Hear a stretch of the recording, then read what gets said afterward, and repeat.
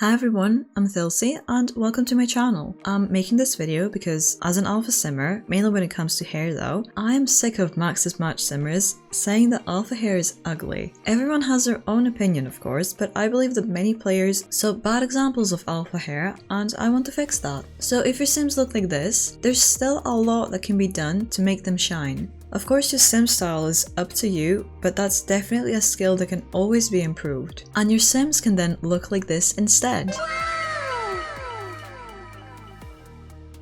If you're still not convinced, I have a few examples of my lovely talented friends who use alpha hair and make gorgeous sims.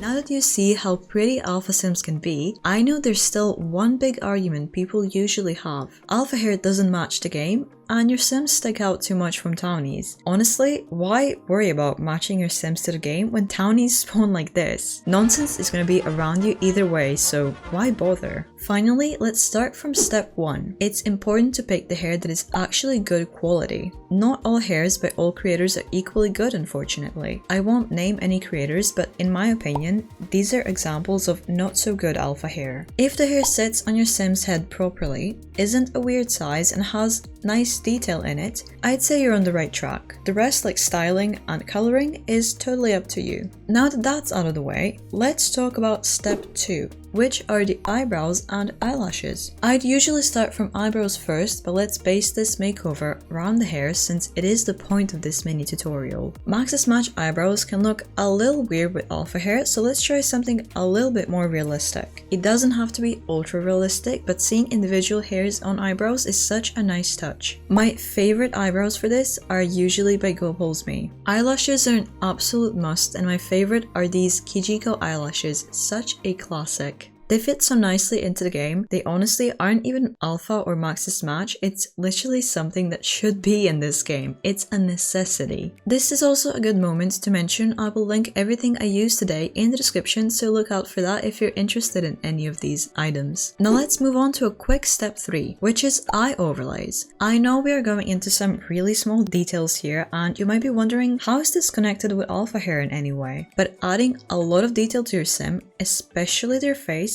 is so important to pull off alpha properly. My favorite eye overlays are G15s by Goppolsme. It's finally time to take a look at skin details. In my opinion, this is where sims become the most unique. There's so many possibilities when it comes to layering and adding little details to your sims that make them stand out. Just like hair, skin overlays can be fully Max's Match or fully realistic. I usually go with something in between, which is something I'm trying to cover in this video. My favorite overlay at the moment is this V skin, which I essentially use as a base. This skin, I'd say, is Max's Match, for example. Sometimes I pair it up with a different skin on a different layer to make it less Max's Match, depends what fits the sim I'm working on. Adding little things like bags under eyes, freckles, shadows, mouth corners can do wonders for your sims. I would like to point out two specific things here: hairlines and face shines or pores. Hairlines are extremely useful when it comes to alpha hair. The hair I picked for this sim doesn't really need one, but you can still see a clear difference before and after. Sometimes alpha hair can be a little high on the forehead or have a very sharp edge around it, but hairlines can fix that instantly. This GS face shine or pores, I don't know, I usually call it a face shine, is everything. Regardless if you're using alpha or Max's Match, it adds life to your sims every time. I'd like to shortly go over makeup before we move on to clothing. Similarly to eye overlays, I use natural looking lip glosses to improve the sim's natural lips so they look a little better when they're not wearing makeup. For example, in sleepwear. I would highly recommend these lips by RemusSirion for makeup and no makeup looks. They are always so pretty and so useful. Lastly, it's time to dress the sim. This is a step where you probably don't need too much help, but I do have some tips. Alpha hair can have clipping issues that Max's Match doesn't have as much, as far as I'm aware. I admit that, so keep that in mind. Using in-game only clothing is alright, but if you have the ability to download CC, why not use it? Most CC just fits the sim's bodies a bit better, which helps any look come together. Alpha hair can work with fully Max's Match outfits, fully alpha outfits, or my favorite, a mix of both. The options are endless because alpha hair really can be so versatile. I hope you learned something new today and that you enjoyed this little tutorial.